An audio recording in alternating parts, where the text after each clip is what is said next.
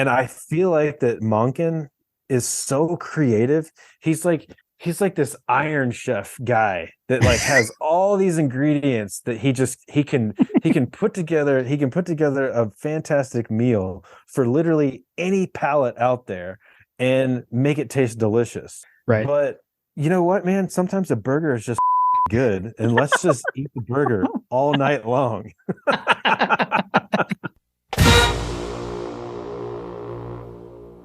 Welcome to My God a Podcast. I'm Jim Wood.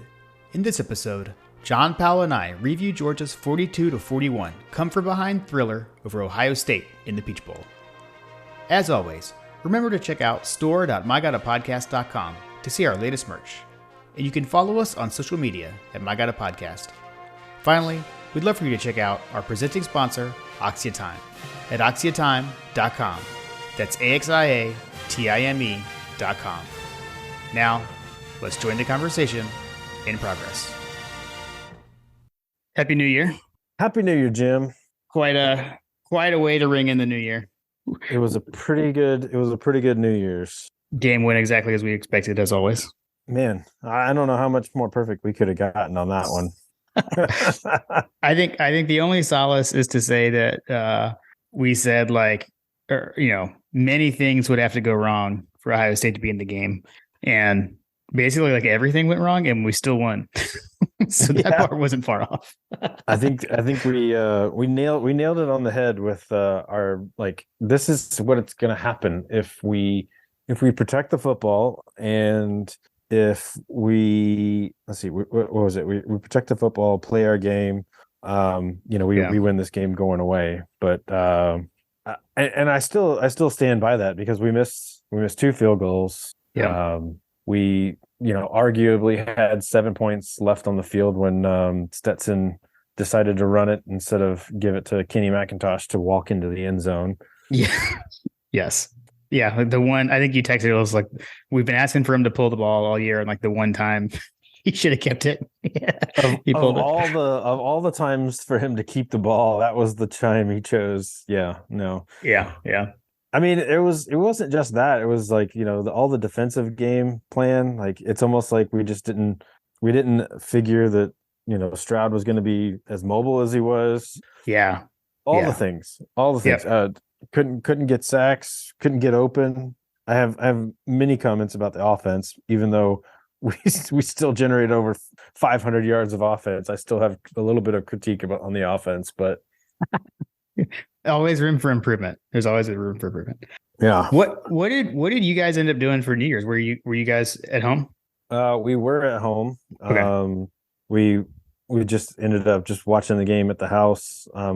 Carly had my oldest had a friend over for New Year's, and I want to say like halftime, maybe a little after halftime, we kind of walked away from the game a little bit and had a little kids countdown. Did the Martinellis and went out and shot off some. I had 6 shots of mortars to shoot off, and we shot off 4 of them. And I said I was saving 2 because we're going back to back. I saved 2. I saved 2 for after the game. I saved 2 for after the game. Okay. And I also have 6 left over for the Natty. So okay. Nice. So, we had talked about what we were going to do. We ended up going to that New Year's party at our neighbor's house, and they like bent over backwards trying to be supportive and make us feel comfortable with having the game on and all that kind of stuff. So we ended up doing that. But the funny thing is, like, we left, and then the comeback ensued. So, like, I don't know. Oh yeah. So like, apologies if it was me. I know that's not a real thing, but we were definitely laughing about that. Because like we left after the last field goal we kicked, and then like right after we were just going down the street, but like, so I think basically like, Ohio State punted. Actually, right when we got home was the timeout, which we'll talk about that. But the timeout and then the Arian Smith touchdown, that'll happen right after we got when we were watching it on our TV. That was awesome. So then we were at home for the duration and for midnight. So there were fireworks in our neighborhood, not by us, but then Munson doesn't deal well with that. Our dog Munson. So then we had like an anxious dog for the rest of the night, but it is what it is. Champ Bailey does pretty good with the fireworks. He was out there with us when we were shooting him off for the after we won. Gotcha. Yeah, it doesn't bother Murray. Murray doesn't care. It's just Munson. So I don't know. He Munson's over the fireworks. Over the fireworks. Oh man, that's funny. I don't. So I guess I actually had let me see. I had a list written down of things that went wrong. Let me see if I missed anything if there's anything I had that you didn't say. You meant, well, I think you mentioned the interception, right? Mm-hmm. Let's see. I'll also run it down. So the zone read where Stetson pulled the ball, the 2 missed field goals, interception, the Kenny McIntosh turf monster. The turf monster. I cannot believe that happened. Which didn't end up hurting us all that much because we ended up scoring. Right. It ended up not mattering at all. And that actually, because of that play, is how we ended up with the Stetson Bennett hitting the Patrick Mahomes stat line again. Yeah. Because that led to his rushing touchdown. Not enough pressure on Stroud. The fact that Stroud was gaining rushing yards, because that was one of the things that we said. It was, based on his like rushing attempts and yards throughout the year, he didn't really run a lot. So, yeah. And then like the injuries though too, like there's a lot of Ohio State folks crying about injuries, but we had Darnell Washington would get hurt, we had Chaz Chambliss get hurt, among others. And the only other one I had was when we got cute. I felt like we got cute on 2nd and goal at one point. So, but anyways, so man, a lot of stuff not going our way.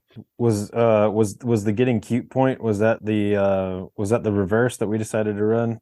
It was to me, it was the and I don't know if Stetson just threw it wrong, but it was what ended up being a lateral to Ladd McConkey. The Ladd McConkey throw where he just kind of hospital balled it. Yeah. He just short armed it, and then it ended up being a lateral. I mean, thankfully, Ladd had presence of mind to dive on it, and recover what was. It was a fumble, right?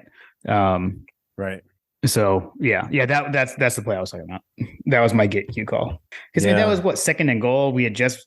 We get down there close, and then we hand it off to, I think it was Dejon, gets down, like inside the 5. It felt like we could have just kept running the ball.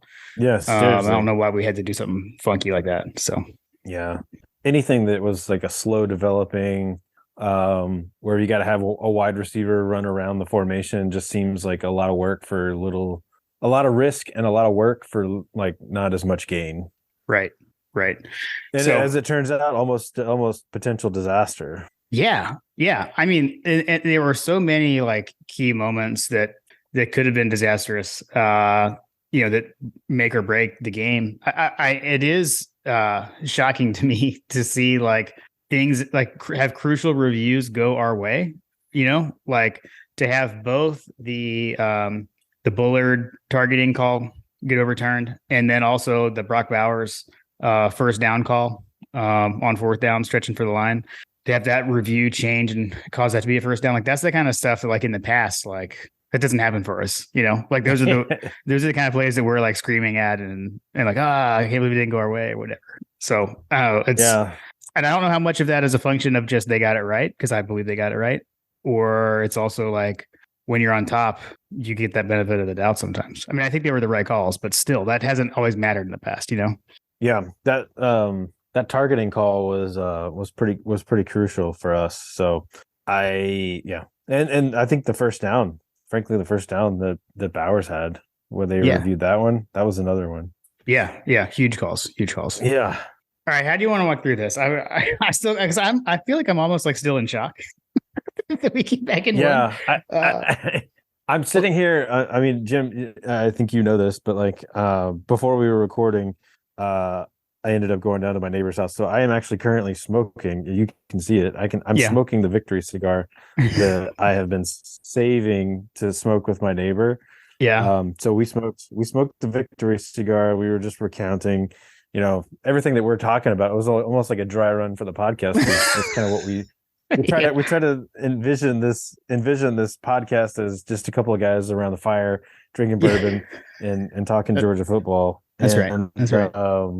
I was doing that earlier tonight, and I'm currently doing it now. So I'm just sitting here just savoring the cigar and the bourbon that I've got in my cup still. And You know, Nice. I still can't believe we won that game. I showed my buddy.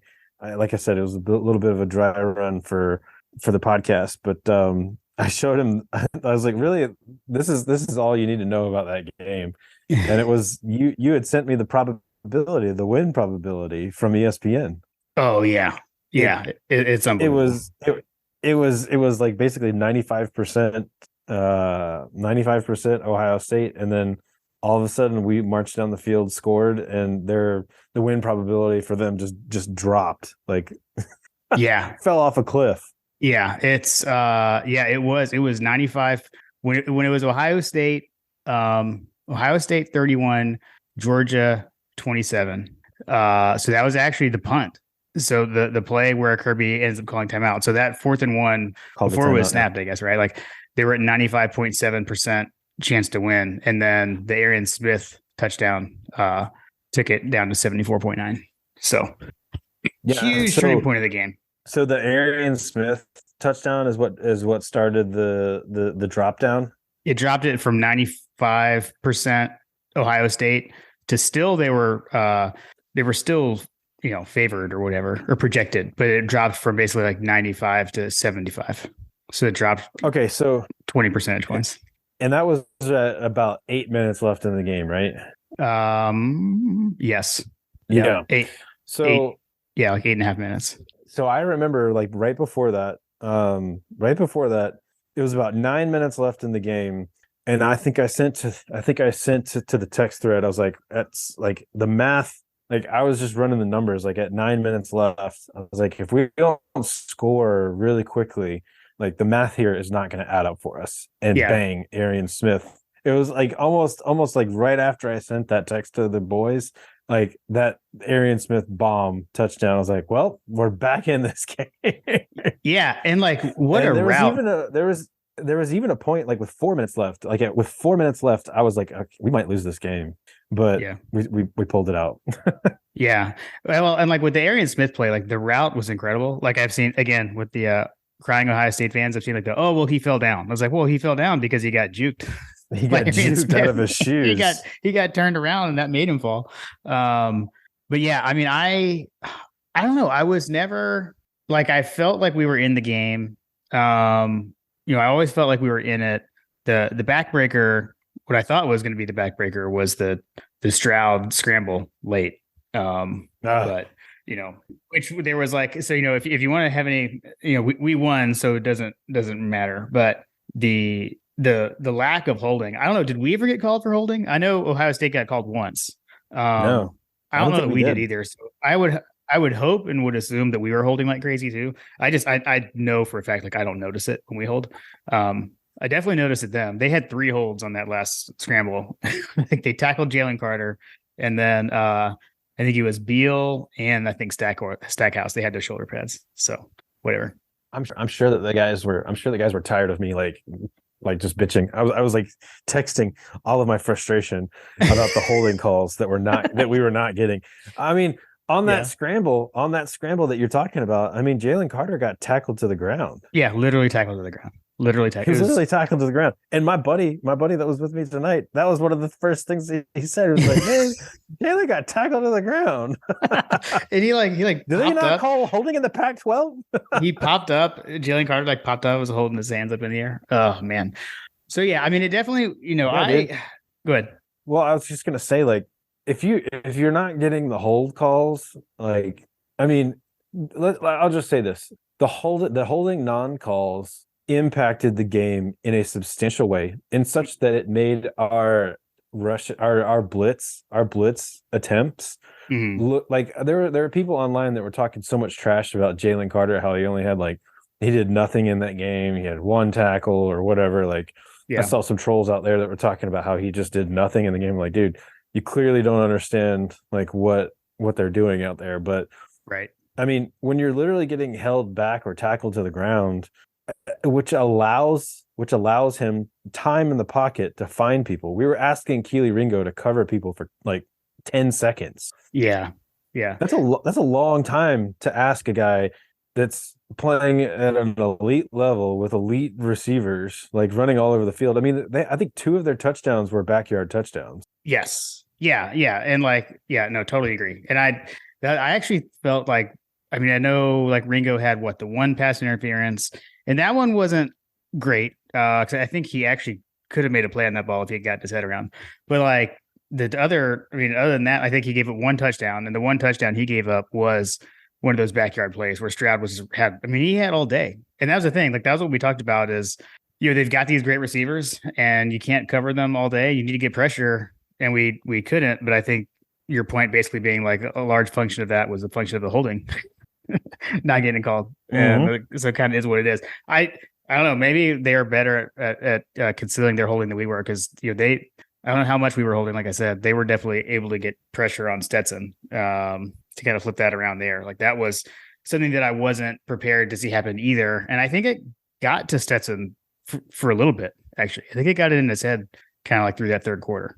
Because it felt like he was kind of rushing things a little bit. Whereas he started off like totally on fire at the beginning of the game. Yeah, man. Like I will say, like, if you're talking about like critiques like on things, I will say that like they had a good plan to fight through our offensive line to a point where it felt like that at multiple points throughout the game, it felt like that the pocket was horseshoed around Stetson to the point where he could not escape. Yeah. Like even if he wanted to try to escape, he probably couldn't have. No, that said, I think there was a couple of times where he, like his pocket awareness, like, hey, the pocket is crashing down, I need to move kind of stuff. Yeah. Like he just didn't move. He just stayed in the pocket and allowed the pocket to crash down on him. Whereas Stroud, the pocket was crashing down on him, but he maneuvered out of it or maneuvered around it. And, I think at one point, like Jalen Carter came in free and clear and he just kind of like Olayed him. Yeah. Yeah. Like a bullfighter. He was just like, Olay. Right. But yeah, I mean, but Stetson, like the pocket would collapse around him and then he couldn't go anywhere and just took the sack, which I think you had mentioned this, like to his credit, like he didn't force a whole lot. There was one play where I think it was a third down play where he kind of forced it on the goal line situation and we ended up kicking a field goal. And he forced the ball into double coverage with Ladd McConkey. I mean, he put it in a spot where only his guy could have caught it, but I think Smart kind of took him aside afterwards and like was talking to him. Like Kirby was basically immediately in his ear about that throw. Yeah. And Kirby kind of laid into him after the game. Like I know, yeah, in the post-game interview. He basically talked about Stetson for the whole post-game interview. But yeah, I mean that's just the kind of guy Kirby is, though. I saw he caught some flack for that, but if you don't know Kirby, then you probably thought that was a dick move. But I think that he was trying to motivate his quarterback to play better, to play more to what they were looking for. I mean, on the whole, he had a great outing. I mean, at one point, like I think you had messaged this after the game. I didn't even realize it in the midst, but like he had a better, day than Stroud, like minus the interception, which I think that wasn't that interception that he threw, wasn't that 80 on that route? It almost looked like he was expecting 80. It wasn't. It was Kenny McIntosh. Kenny McIntosh. Yeah. It's almost like he was expecting him to do something different there. I think so. And that actually got brought up on the Dog Central forum. Some folks were asking. Eric Zier on the hometown broadcast said something to the effect that he felt like Stetson didn't see the linebacker. But I don't think that's right. It looked like it was more like Stetson thought Kenny was going to kind of go inside of the defender, and Kenny just like was going down the sideline, more like traditional wheel route. So yeah, it looked like they weren't on the same page. But yeah, so let's oh, go ahead. I was just gonna say, which frankly, like, seemed like that was the case a couple of points throughout the game on both the offense and the defense. The communication seemed like it was not good in general. Like we looked confused. We looked confused on defense, which is uncharacteristic. We looked a little discombobulated at points. I heard, and I guess I don't know if we can edit this out if we need to, but it sounded like that Brock Bowers was really sick. I asked the boys that question, but nobody really responded. But Graham had mentioned it after the game that Brock Bowers, I guess, had been really sick, which Herb Street, good gosh, was like all on him, like basically for a solid like 10 minutes. It was like, where's Brock Bowers? Where is he? That was kind of a weird one. Yeah, I don't know. Like whatever. Like, come on, whatever dude. Ohio State alone. But like, and that's the thing too, is it's like, I'm not entirely sure. I mean, like he may have been having to block more with Darnell out, like I don't know. Yeah. Like I'm not sure. I know we brought Delp in and had him play there. But I wanted to go back to the Stroud versus Bennett, the stats. So it is crazy that it was just strictly passing. So they both had the same number of attempts and the same number of completions. So they were both 23 of 34. Stroud for 348 yards and a touchdown, but Stetson for 398 yards and then 3 touchdowns as opposed to Stroud's 4 touchdowns. Now, however, Stetson did have 1 rushing touchdown. So they had the same total number of touchdowns. And then Stetson had 50 more yards passing. You do factor in the rushing for Stroud. So he had net Stroud only had 34 yards rushing. So I think if you factor in we had 3 or 4 sacks. Yeah. So I don't know, man. It's just and it's funny because like I mean I came away from this game like most people like holy cow, CJ Stroud is amazing. But it was funny. It was like he was and he is. As of our now recording, we've seen USC's collapse in the Cotton Bowl, and they had like with the Tulane had the crazy comeback win over USC. I don't know, man. I kind of feel like the Heisman winner could have been either of those guys from the Peach Bowl. Just my 2 cents, but it was crazy to have those feelings and then go look at the stat line and look at the numbers. And like you're saying, I think like all of us, and even Stetson said, we've seen Stetson say like, I didn't play very well. He's like, I didn't play very well, but he threw for almost 400 yards. Yeah, he didn't play well, and we still won the game. 2 years ago, he doesn't play very well, and we lose that game badly. Yeah, I mean it was nuts too. Just like the flow of the game was weird. I was kind of hoping I think we had texted about the first game with TCU and Michigan was so crazy. Like, oh well, maybe our game will be like a snoozer. Like Georgia will win handily, or like kind of a boring game, and like that did not play out. No. And I was kind of thinking I kept looking back to the Michigan game last year and thinking we're gonna come out fast. And I mean we kind of did, I guess, right? I mean, that first drive, we marched straight down the field. And then, it was like that, the keeper, when Stetson kept the ball, kind of turned the tide there. And then we missed the field goal. And then, but then they scored and then we come right back down and we score right after that. So, but then that's where I think Stroud really kind of kicked it into high gear. And it was like, oh man, these receivers are really good. Which I mean, and again, they are Marvin Harrison Jr. lived up to his billing. I mean, he's incredible. Ibuka was excellent.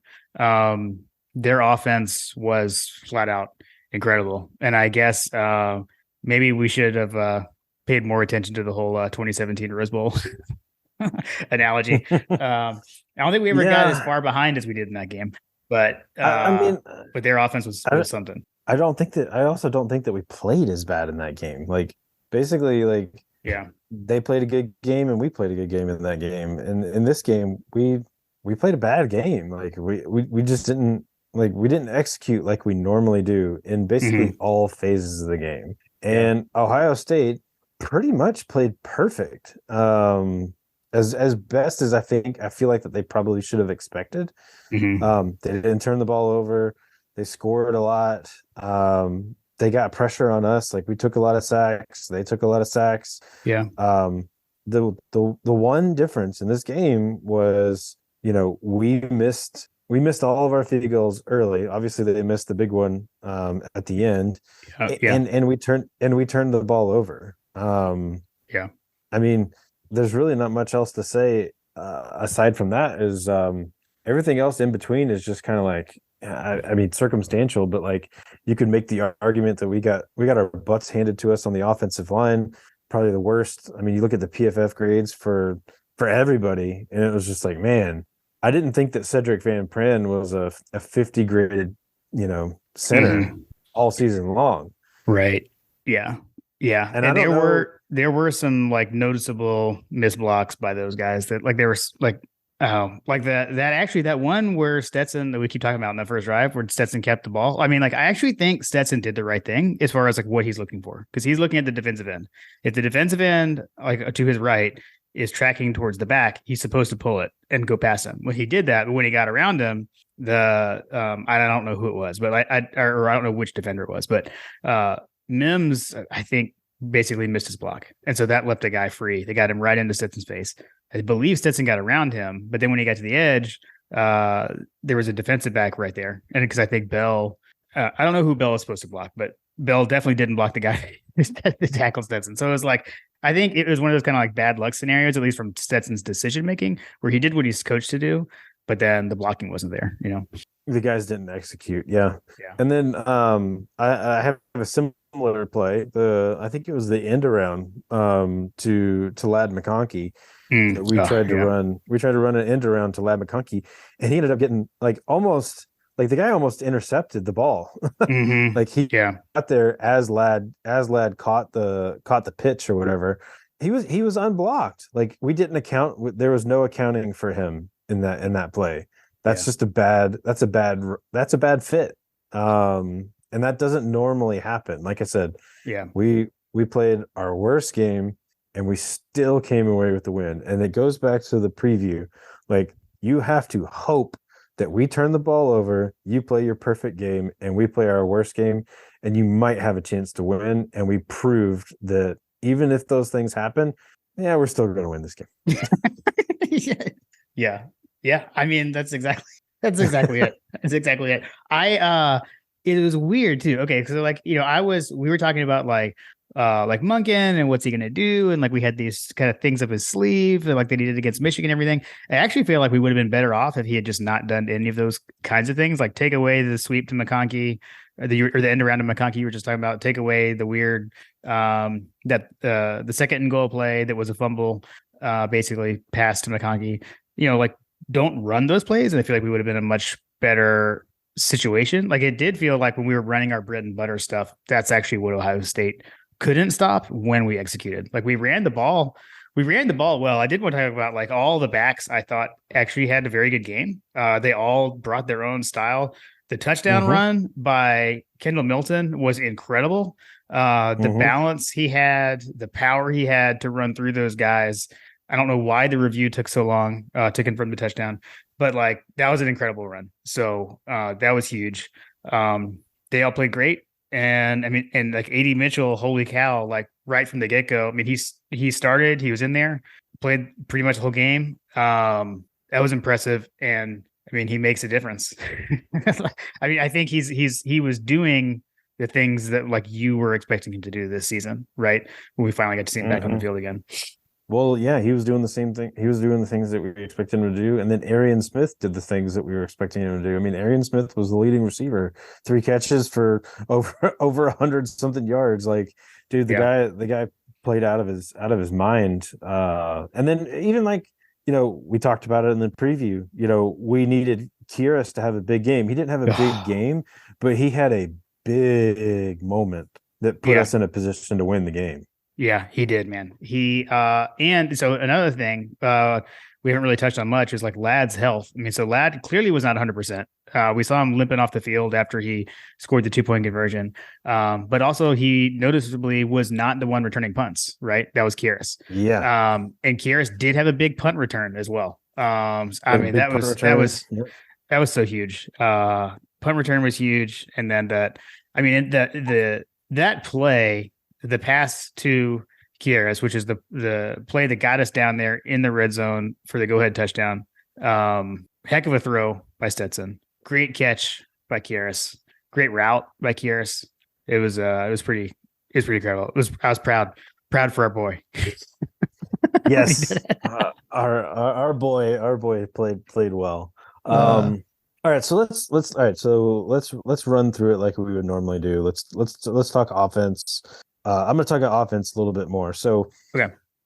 offensively, I think that we had. I mean, there's you can't really slice and dice a 500 plus yard game, three Mhm. touchdowns by your quarterback, one rushing, 100 something yards receiving from Arian Smith. That's on paper, it's a fantastic game, right? Yes. Yep. For the offense. But there are things that I feel like that we made much harder on ourselves than we probably should have. Hmm. You mentioned it, like our bread and butter. You mentioned it with the running backs. Like it felt like at one point you and I were just like, just run the damn ball. Like, Yeah. sorry, Carter. Um, just run the ball. Like Yeah. it felt like that they could not stop us running the ball. And I Hmm. think at one point, like, you, me, Graham, Dustin, like we were all just saying, like, just run the same plays over and over until they stop it. Yeah.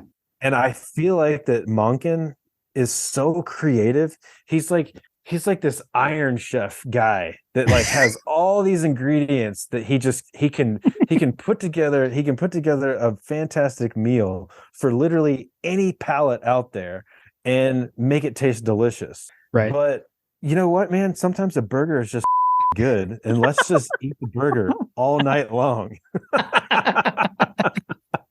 Oh, Sorry, sorry, Connor. Carter. Like Uh, at some point you have to look at what you have and just run with what works, man. Like that's just like they couldn't stop the run early, and I felt like that like we went away from it way yeah. too soon. And then you look at like the first touchdown. I think it was the first touchdown. The slip Yes. screen, Kenny Yeah. To McIntosh, Macintosh.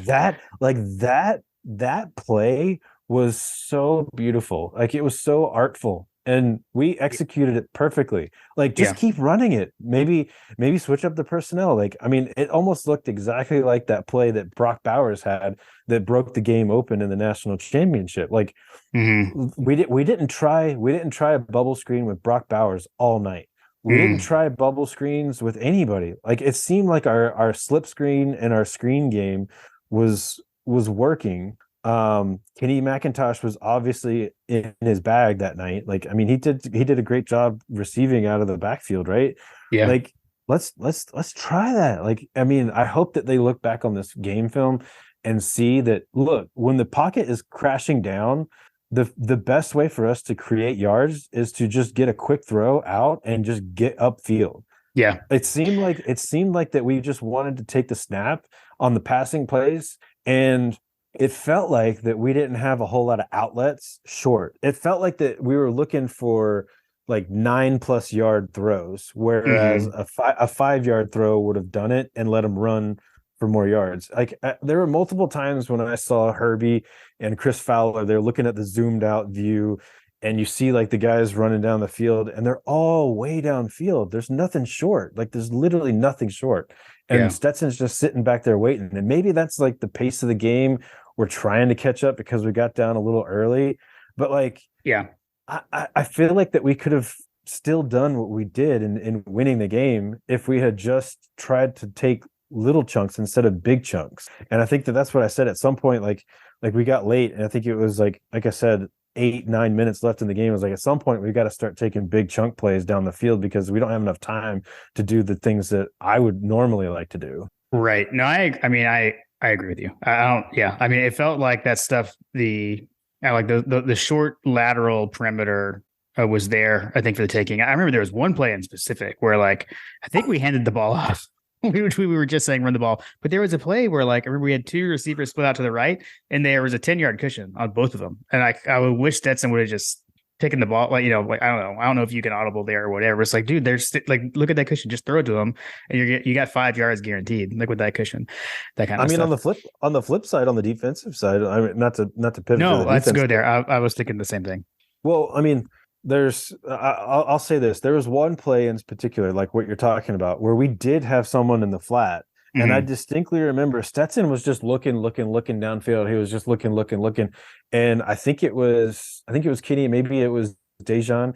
He was literally just standing out there by himself, waiting for someone to throw him the ball. And Yeah, Stetson was just looking. And finally he threw it, and it was like a 5-6 yard game. Like yeah, I do that, remember that that's play. that's time. That's time that we could have just take what the defense gives you.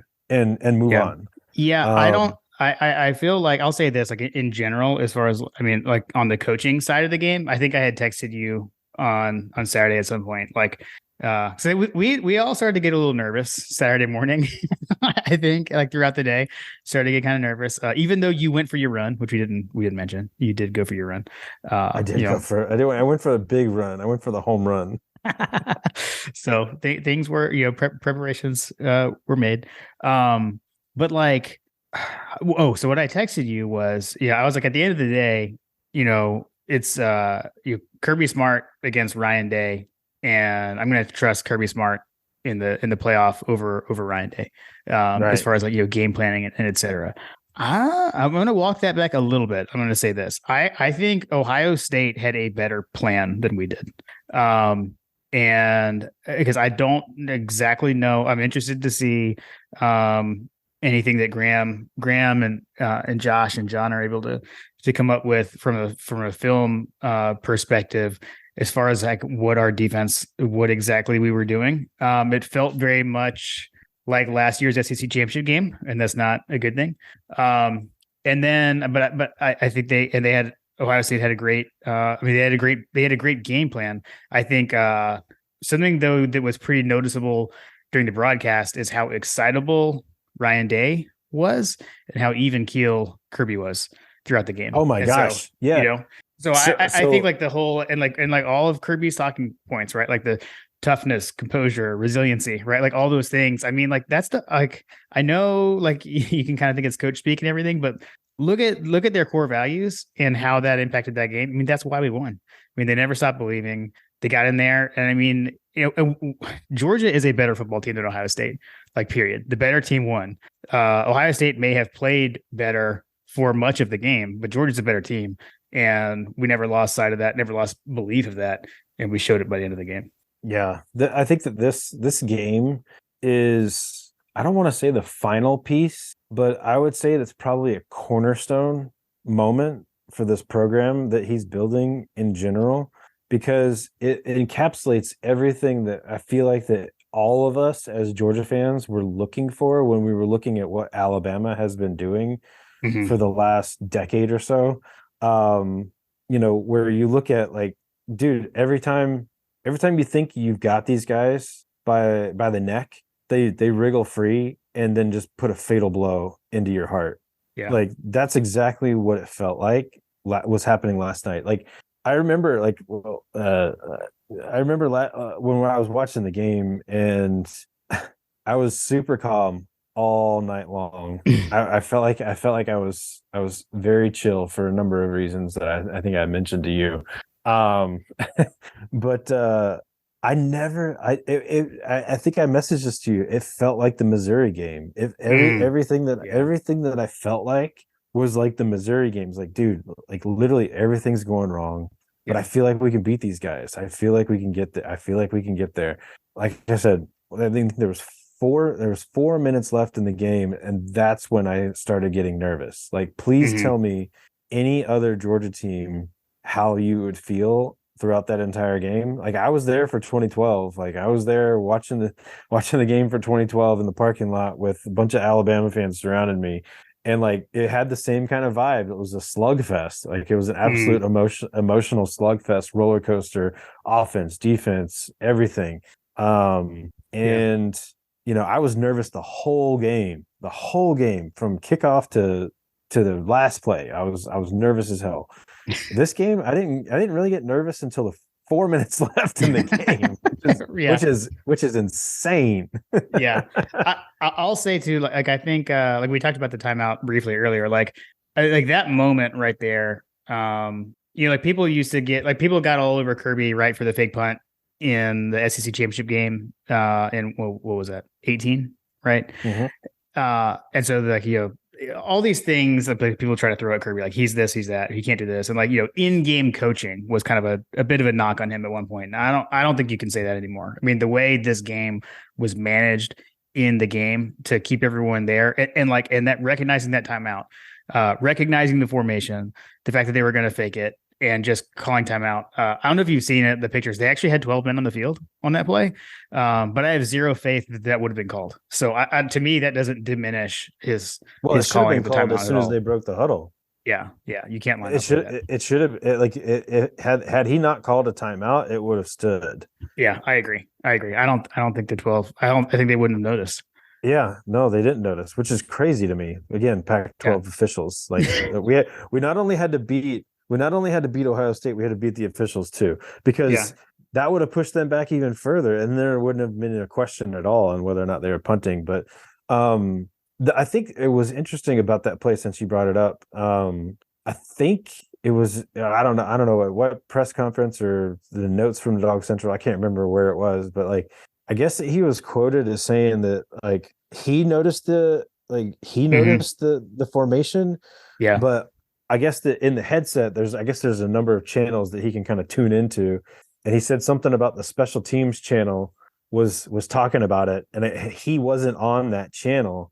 But he made the decision to call the timeout. Does that make sense? Like, the special teams people saw what was happening and they knew something was up, and he was not listening to that channel, but still made that same decision. Like, to me, that's just attention to details. Yeah. Like, does Mark Richt call that timeout? Yeah. I mean, so to me, that was that moment right there. That was, this game wasn't as big. No, sorry. I mean, the game I'm about to reference was not as big as this game, but it was the 2005 Sugar Bowl, the Splenda Bowl, right? When West Virginia, like they were clearly lined up in an awkward formation. Now, I don't know if we had any timeouts left of that game. I can't remember. Maybe we didn't. But yeah. I mean, I hear you. So let me, I want to do something. I want to pick a play of the game. I've got some candidates. Okay. I won't have to pick one, but I just want to, I kind of want to do this just to show how many like individual plays I feel like made such a big change in this game. So I've got the review of the targeting on Bullard, with the targeting being removed, that not getting called targeting could be a play of the game. The Arian Smith touchdown, the timeout right before the Arian Smith touchdown, on the fake punt. You could do you could say the 2-point conversion to Ladd, considering we won by 1 point. Brock Bowers stretching out for the first down on 4th down. And again, that one took a review to get there. I've got Stetson Dekiaris in there. Maybe that's home cooking there, but Stetson Dekiaris, the AD Mitchell touchdown. And then one thing that we haven't talked about yet, we talked about the CJ Stroud scramble with triple holding and Jalen Carter getting tackled. Was the play that I thought broke our back. I thought that was it.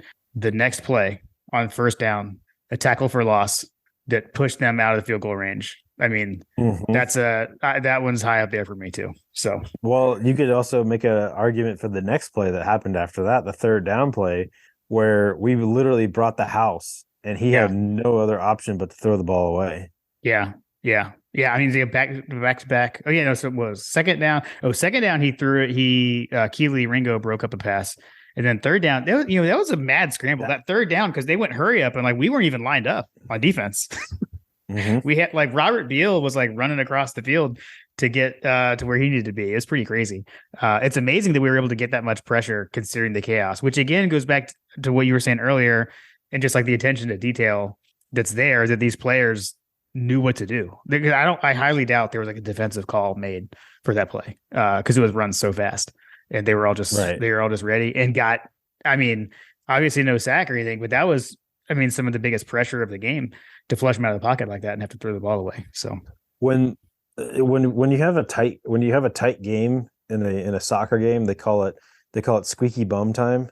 That was squeaky bum time. That entire sequence was squeaky bum time, and everything that like transpired was the definition of where this program has come. Like, we came out there, 1st down, tackle for loss, knock him out of field goal range. Keely Ringo, like that pass breakup was like, you could see it. Like, the kid was feeling it. He was in a vibe at that moment in time. Yeah, he was just ready for it. And then the next play, they were ready for it. Like, they were ready. And that's all you can ask for from a coaching staff, is to get your team ready to succeed and put them in a position to win their battles. And in that particular moment, like that is a quintessential, just look at where we've come as a Georgia program, and to be able to shut an elite offense that had been operating on all four cylinders the entire game, with a Heisman finalist, the number of, I guess what did he finish, fourth or fifth or whatever in the Heisman? Yeah, he was fourth in the Heisman. Yeah, fourth. Yeah. And we were able to knock them into a position where they had to kick a career-long field goal or tie a career-long field goal or whatever, and ended up wetting the bed. Like that's just like inject that Kirby Smart program into my veins and let it run. Yeah. That's perfect. But to answer your question, all right, so the play of the game, man, dude, that's a good question. All right, so I guess like if Brock Bowers doesn't get that first down, it changes the whole complexity of that game, because I think it wasn't a fourth down, or was it a third down? I can't remember. That was fourth down. So that was a fourth down. Ended up being a tournament down. So that was a field goal drive. So that was the drive. But we got points. We had to get points on that drive. Yes. I would say that it was 38. It was 38-24 when that happened. And how much time was left? Well, we kicked the field goal with 5:17 left. That can't be right. Sorry. 10 minutes. It was, the field goal was kicked with 10 minutes and 14 seconds left in the game. Okay. So if that play doesn't happen, the next series almost doesn't matter. Like, yeah. In my opinion, that play was probably the play of the game. I don't know. I mean, I think we don't get the event. We probably don't get the ability to take the lead. The ability to take the lead is what I'm looking for there. Yeah. Aside from that, like, okay, so if you take that play out of it, like, I mean, the Arian Smith touchdown, how fast that happened. Yeah. That was like the that 2-play combo there, like, yes, exactly. Getting Brock Bowers the first down so they can put points on the board, and then immediately coming back, putting them in a punting situation where we get the ball back or whatever. Yeah. Like, and the timeout happened there too. That was the timeout. The timeout happened for the fake punt, and then Arian Smith was the next play. It's 3 plays. Yeah. Like 3 plays made the game. Yeah. Like, Kirby calling a timeout, Arian Smith scoring a touchdown, Brock Bowers getting the first down. Yeah. And that's just crazy to me. Yep. Agreed. All right, let's take a quick moment to remind everyone that season 3 of My God, a Podcast is presented by Oxia Time. Oxia Time is a custom watch company, and you got to check out their 2021 Georgia National Championship watch collection. You got to also check out their 2022 CFP collection. They are all out there available at Oxia Time, and you go check that out at oxiatime.com. That's AXIATIME.com. John and I both have the 2021 CFP championship watch. I know I was wearing mine during the game. I know my dad was wearing his. I got to see my dad's in person while they're up here for Christmas. As I mentioned before, my mom got my dad one of those watches for Christmas. I know he's loving it. It was a great way to ring in the new year and knowing it was midnight with my Oxia timepiece. So yep, exactly. You gotta have the stroke of midnight with the Oxia timepiece. That was awesome. How about I don't know, have you seen the fact that Scott Howard, when Georgia got the ball back, after AD Mitchell scores, right? So we're up. It was with the final score is there. It's 42-41. We kick off.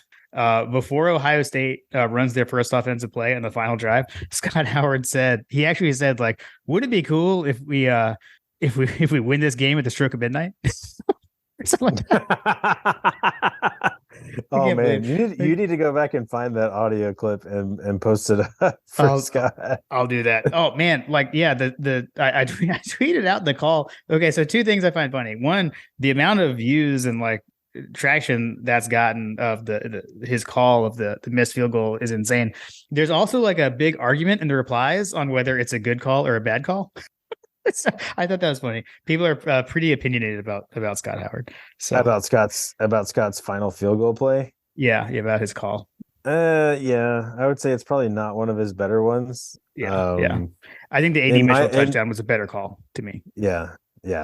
It was a little bit more Munson-esque, I guess. Yeah. I But don't anyways, know. that was pretty funny. He sounded really, really, really, really nervous. I think so. Yeah. He was like us. He was like Yeah. us. So I've got another question for you. I've got three candidates on who caused the missed field goal. Was the missed field goal caused by Old Lady Luck, Larry Munson, or Vince Dooley, or did the three of them work together to cause that? Because that field goal was nowhere near close. I Like have a what? feeling they had a hand in it. Yeah, something happened there. Old Lady Luck is probably a big factor there. I don't know, man. Like I watched it. Like it seemed like it was a good hold, a good snap, a good hold. Yeah. He just shanked it. I think I mean I haven't seen like him say anything, which I'm sure they hopefully left the kid alone after the game. But like I mean he had already kicked his season long in the game. So I think his season long, I don't know if it was career long. I know it was definitely season long. I think it was 47 yards coming into the game, and he kicked a 48-yarder earlier in the game. So, and that was the one that, I mean, and it barely made it. That 48-yarder barely, made it in through the goalposts. And so I don't know. I mean, maybe he was trying to kick it harder because he knew it was on the edge of his range, which again gets to the whole, like that first down tackle was Exactly. so huge, man. So we ended up in a. What was the scene in your house? I'll say like mine, because we were watching it. It was just the four of us at that point, Kim and I and the girls, and like I was pacing around the house, and then and when he kicked it, when they missed it, it was just jubilation. We ended up like in a dog pile on the couch. Our dogs were freaking out, barking at us. So I had no idea. I had no idea there was a 15-yard penalty on Robert Beal for throwing his helmet until like the next day. So. Well, in that same vein, so I think I mentioned to you that I was not feeling it until like 4 minutes left in the game or whatever. So at some point I stood up. At some point I stood up and was just standing watching what was going on. So at that point I was just like standing there. I was just watching, and I was just watching with my hands over my mouth like this, like a teepee or whatever, like a prayer. And yeah, everybody was just on their feet. My daughter and her friend were sitting on the couch. Carter actually was at a friend's house. He was having a little sleepover that night at a friend's house. And so it was me and my three girls or whatever in the room. And my wife was standing next to me, and I was just watching, and I saw him miss the full, and I just immediately were just erupted like, oh my God. I looked over. I haven't actually asked her, but she was recording me at some point. But I just erupted and just went and just banged on the door. Like I had no idea. Apparently, apparently it was midnight on New Year's Eve. I had no idea. Like my wife today was like, you didn't even kiss me on New Year's Eve. I was like, what are you talking about? I kissed you later. Like, what are you talking about? Kim said the same thing to me. Oh my gosh. I need to make sure that my wife. I need to make sure my wife knows that, because I had no idea that it was even. The thought never even occurred to me that it was New Year's Eve. Yeah, the syncing up video where apparently real time, it the ball hit the ground at the stroke of midnight, basically on the kick. I think like for us on TV, we experienced it a little bit different. Because of the timing and the slight delays, but apparently real time, that's how it happened. So yeah, exactly. So from our side, we erupted. I ran outside and yelled, ran down the street. Carter, I did the same thing, dude. I ran down the street by myself. I had so much energy, I had to get it out. I went running down the street, and I live in North Carolina. There's no. Nobody cares. And it's I mean, for what it's worth, I heard fireworks going off, but Carter and the boys down the street, they ended up running down the street too. That's awesome. At one point, I can't remember when it was. Carter came. He was at his buddy's house the whole game basically. At one point, Carter came in, I guess it was probably our first touchdown to Kenny McIntosh. He came running in and was like, yeah, what's up? He came running in the door. He jumped on me. I was like, yeah. And then he left. That's too funny. That's awesome. But we shot off fireworks. We went straight to the 2021 Natty, big game spot. Just Yeah. went to the spot and lit the fireworks. Kick the tires and light the fires. That's awesome. That's awesome. All right, let me do this really quick so I don't forget, and then we can talk about anything else you want to. But a coach's over unders update. So you do still hold the lead. I don't think I can catch you unless like I fade you completely in the next game. So you again, like I keep chopping, but I can't make much ground on the total. So I did win this week. I went 5-3. You went 4-4. So you're 71-41. I'm 66-46. But hey, we're both above 500. But you are still ahead of me there. So what I hear you saying is that I just have a Kirby death march on my hands here. Yes. I feel like you've been doing it for a while. You're just maintaining that same lead. Just maintaining. Oh man. I feel like, for some reason I feel like you're closing the gap a little bit, but I'm a little bit. Yeah. But yeah. So thanks again we're to we're at 1 billion yards that mean nothing at this point. Hey, yeah, that's right. I mean, we did say well, though, I don't know. I said they were going to put up empty yards. They ended up not being empty yards. I guess they were empty points. There were plenty of points that came along with their yards. They were good, man. Like we did say that was going to be the best team we had played all year. It certainly was. I do want to like make sure to get that across. That was a good football team. And I think we got, again, being the number 1 seed did us no favors. That was a good team, man. Yeah, I think that you kind of reminded me that this was the team that on paper like was all season long. I was afraid to play these guys, to be honest with you, because their numbers just seemed better. The net.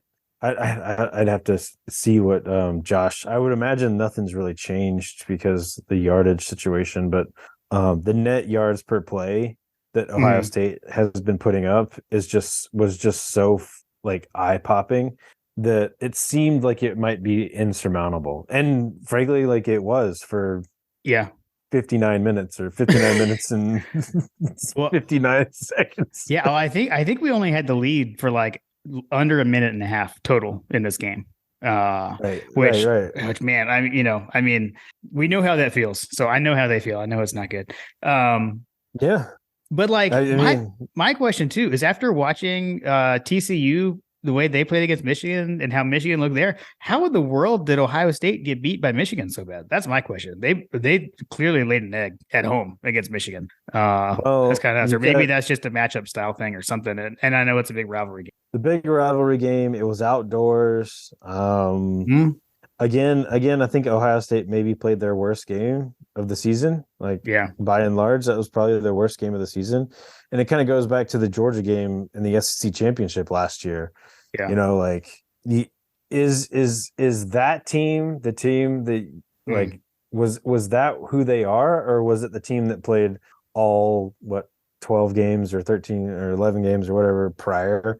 Yeah. And it turns out that Ohio State was the other games. That was just their turd. We talked about it, like how special an undefeated season truly is in college football, and how hard it is to go undefeated in general, like in any sport. And here we are, like we've played 1, 2, and we're coming up on 3 Heisman finalists.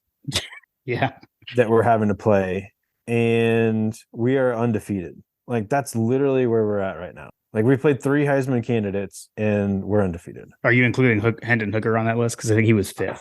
He was right behind. I'm including all of the explosive offenses that we've played all season long, and we've got Max Duggan or whatever his name is. I'll figure that out before we preview them. I'll do that research. We've got the redhead from Texas. Apparently he's redhead. I didn't even realize that, but apparently he's redhead. We got another Heisman finalist coming up, and I'm gonna go on a limb, Jim, and say that Kirby's probably not going to overlook his ability to run the ball. Yeah, for sure. Because that offense it begins and ends there. Like, I mean, I don't know. Yeah, we'll preview that game, but having watched us over pursue CJ Stroud, obviously makes you a little bit nervous, yeah. but at the same time, like I feel like that the game plan is going to be different because it feels like we didn't even game plan for CJ Stroud to even run the ball. Yeah, I agree. That's what it felt like, whether it was or whether it wasn't. I one more thing I want to make sure I say, just so I don't forget this, because I've already started to see the media or some media people, and then also just the haters online say, basically like last year Georgia beat Bama because injured receivers, and then here that it's because Marvin Harrison, which that Bullard play that was not dark targeting did basically knock him out of the game. Marvin Harrison Jr. So that happened at like right at the end of the third quarter, right? Mm-hmm. That play. He had 0 catches in the third quarter. So the change had already happened defensively before he got injured. He had 0 catches in the second half.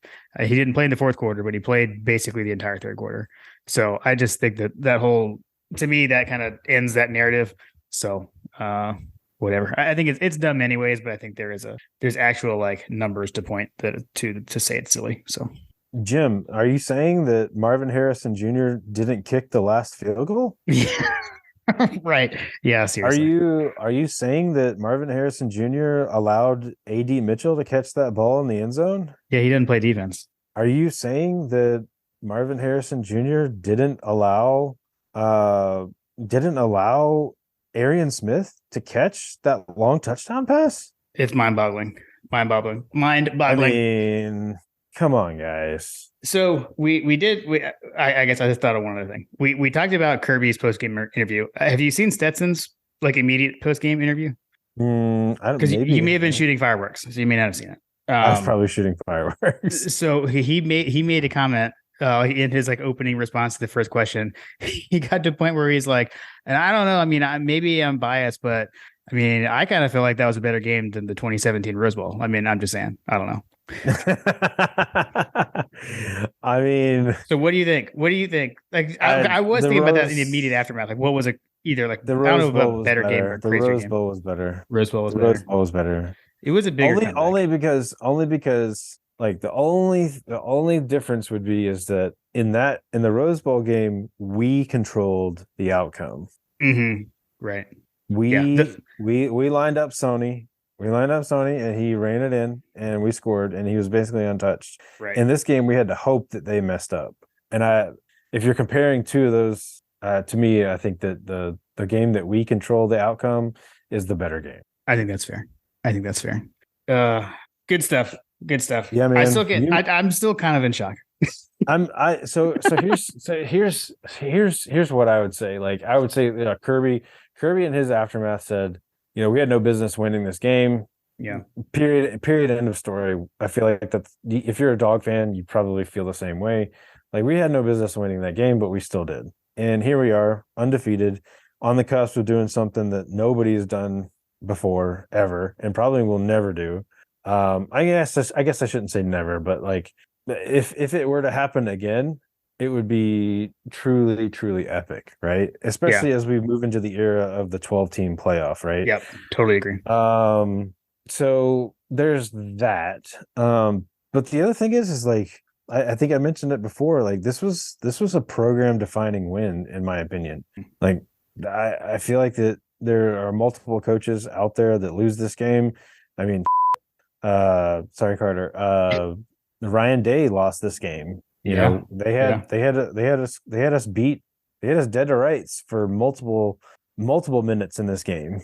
And even when we were down 2 scores, Kirby Smart is, I feel like that, like I said, those backyard touchdowns, Marvin Harrison scores. And if you're looking at the hometown feed where you've got the game film and you've got the video on Kirby, like they score and we're down 14 points or whatever, and Kirby Smart is just like let's go let's just run it. Like he's just calm as a cucumber, just run our team. Yeah totally. And that's and that to me was the difference. Yep agreed. That was a fun one. I still can't believe it, but we did it. And as like we said, like style points don't matter at this point. All you gotta do is win and survive in advance. Winning is all that matters once you're in the playoff. We don't have to impress the community anymore. So I don't know, Jim. Style points maybe do matter, but they also are like the style the way that Wintry won like just makes me savor it even more because you got Alabama fans in your mentions, you've got Tennessee fans in your mentions, you've got Ohio State fans in your mentions, you've got everybody and their brother like coming into you. Yo, you barely beat Ohio State. yeah.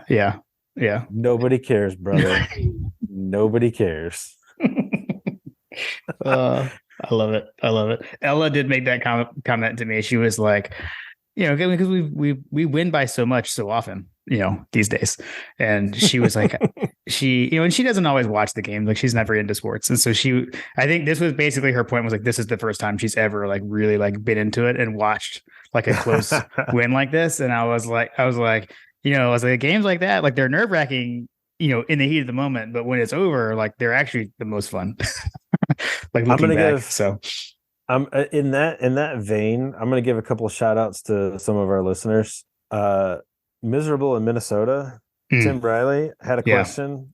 He said it's 44-40 or something like that. Yes. Like, yes. Who's booking their tickets to LA? Yeah.